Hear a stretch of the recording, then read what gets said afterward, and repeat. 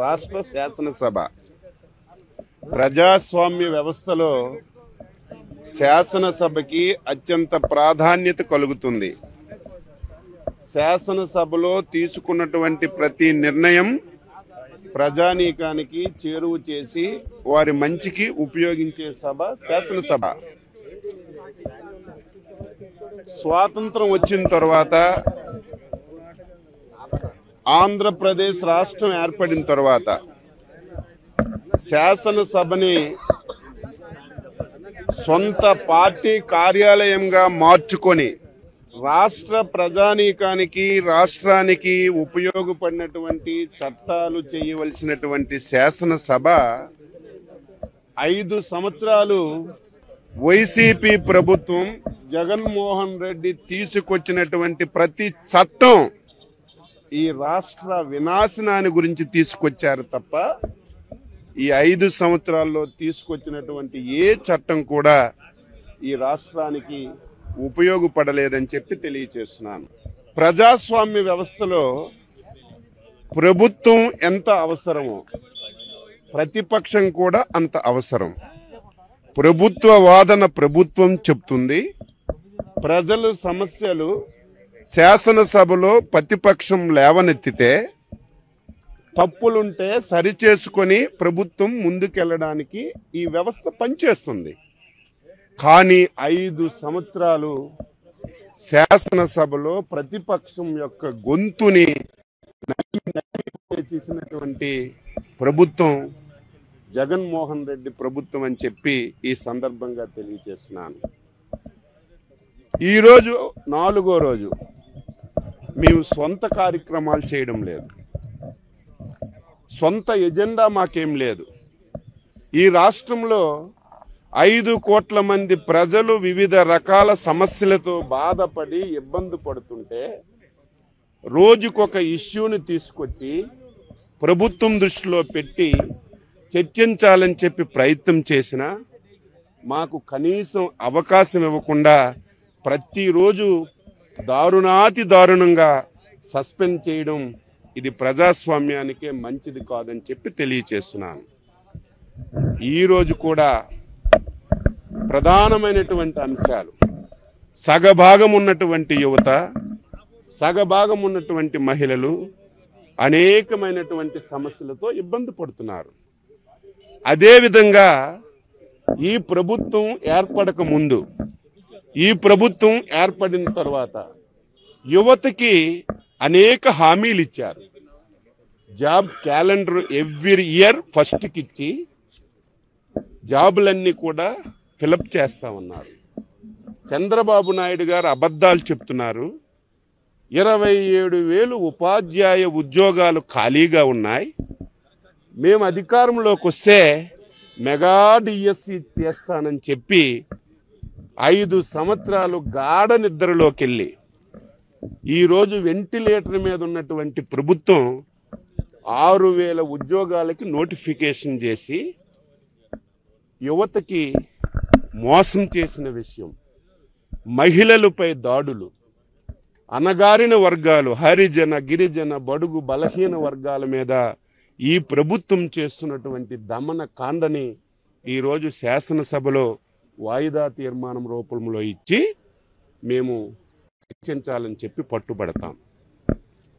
తరువాత ఒక నిర్ణయం తీసుకున్నాం.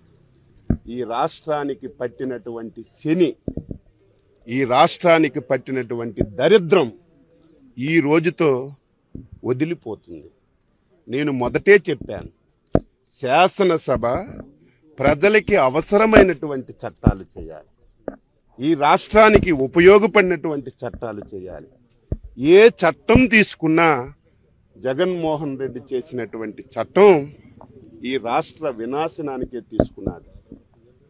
అమరావతి శాసనసభ సాక్షిగా అందరూ ఒప్పుకున్నటువంటి అమరావతిని సర్వనాశనం చేసే చట్టం ఈ శాసనసభలో చేశారు. పోలవరాన్ని రివర్స్ టెండరింగ్ అని చట్టం చేసి పోలవరాన్ని, ఈ రాష్ట్రంలో ఉన్నటువంటి ఇరిగేషన్ ప్రాజెక్టులన్నింటినీ కూడా నాశనం చేశాడు. ఈ రాష్ట్రాన్ని అప్పుల ఊబిలోకి నెట్టాడు. ఈ రాష్ట్రంలో ఏ చట్టాన్ని తీసుకొచ్చినా సరే ఆ చట్టం ఈ రాష్ట్ర ప్రజలకి గుదిబండగా మారినటువంటి చట్టాలు చేశారు. అందుకే ఈ 5 సంవత్సరాల్లో ప్రజల వినాశనానికి తీసుకున్నటువంటి చట్టాలన్నీ కూడా ఒక బుక్లెట్ చేశాం. మేము శాసనసభ నుంచి బయటకు వచ్చి ఆ చట్టాలన్నీ మంటల్లో కాల్చి ఈ రాష్ట్రానికి పట్టినటువంటి శని ఈ రోజుతో వదిలిపోతుంది. ఇంకా 60 రోజుల్లో ఈ కౌరవ సభని చంద్రబాబు నాయకత్వంలో ప్రభుత్వాన్ని ఏర్పాటు చేసి కౌరవ సభగా మార్చి మళ్ళీ ప్రజాపాలన రామరాజ్యం ఈ రాష్ట్రంలో తీసుకొస్తామని ప్రజలకి ఈరోజు తెలియచేస్తూ ఈరోజు ఆ చట్టాలన్నీ కూడా శాసనసభ ఎదురుగా దహనం చేసి శాసనసభకు దండం పెట్టి ఈ ప్రభుత్వానికి శంబర గీతం పాడుతామని చెప్పి తెలియచేస్తున్నారు. బాబు గారు బీజేపీ ఆహ్వానం మేరకు ఢిల్లీ వెళ్ళారు. ఏం మాట్లాడారో తెలియదు. అక్కడ మాట్లాడిన విషయాలు రేపు ఎల్లుండి ఎప్పుడైనా పార్టీ పెద్దలందరితో మాట్లాడి ఏం జరిగిందో తెలియచేస్తారు. అందరం కలిసి ఒక సమిష్టిగా నిర్ణయం తీసుకుంటాం. ఎవరున్నారు? గోడలు ఉన్నాయి. ఎవరున్నారు? మీకు నాకు సోషల్ మీడియాకి ఎవరికి తెలుసు? అక్కడ ఉన్న వాళ్ళు చంద్రబాబు నాయుడు గారు, అమిత్ షా గారు, నడ్డా గారు. చంద్రబాబు నాయుడు ఎక్కడని చెప్పారా? అమిత్ షా గారు చెప్పారా? నడ్డా గారు చెప్పారా? ప్రెస్లోని ఎక్కడైనా సరే మాట్లాడారా? ఎక్కడ ఏం జరగదు. కానీ ఇంత నీచాతి నీచమైన వెధవలు అంటారు ఈ రాష్ట్రంలో వైసీపీ సోషల్ మీడియా వెధవలు. ఇంత దారుణంగా సోషల్ మీడియాలో నిన్న పొడమ తల్లికి దండం పెట్టిన విషయం, అమరావతి భూమికి దండం పెట్టిన విషయాన్ని ఒక ఫోటోని పెట్టి మార్ఫింగ్ చేసి చంద్రబాబు నాయుడు గారు బీజేపీ పెద్దల కాలు మీద పడుతున్నట్టుగా నీచాతి నీచంగా ఈరోజు ఫోటోలు పెట్టారు. దీన్ని తీవ్రంగా కండి. ఆ కర్మ మీకు పట్టింది. కాలు మొక్కడం, మసాజులు చేయడం, బతిమలాడుకోవడం మీకు అవసరం. ఎందుకంటే మీ మీద అవినీతి కేసులున్నాయి, మీ మీద 12 షేర్ షీట్లు ఉన్నాయి. రేపు కానీ ఎల్లుండి కానీ శిక్ష పడుతుందని బీజేపీ పెద్దలు కాలు పట్టుకునే అవసరం మీకుంది తప్ప తెలుగుదేశం పార్టీకి అధినేతకు లేదు. మేము ఏ నిర్ణయం తీసుకున్నా సరే రాష్ట్ర ప్రయోజనాల గురించి తీసుకుంటాం. 5 కోట్ల మంది ఆంధ్రుల గురించి తీసుకుంటాం తప్ప ఏదో మా స్వార్థం గురించి కాదు. వెధవల్లారా, అటువంటి మార్ఫింగ్ చేసినటువంటి పనికి మాలిన సన్నాసులారా, ఎప్పటికైనా మీరు బుద్ధి తెచ్చుకొని మారకపోతే మీరు దానికి తగినటువంటి ఫలితాన్ని అనుభవిస్తారని చెప్పి తెలియజేస్తూ అందరికీ నమస్కారం. ఇస్తాం ఇచ్చినా ఏముంది? పోలీసులు ముందు చెవిటివాడ ముందు శంఖమూదినట్టుగా ఎవడో మా కార్యకర్త ముఖ్యమంత్రి మీదో వైసీపీ నాయకుల మీదో చిన్న పోస్ట్ పెడితే అర్ధరాత్రి అరెస్ట్ చేస్తున్నారు.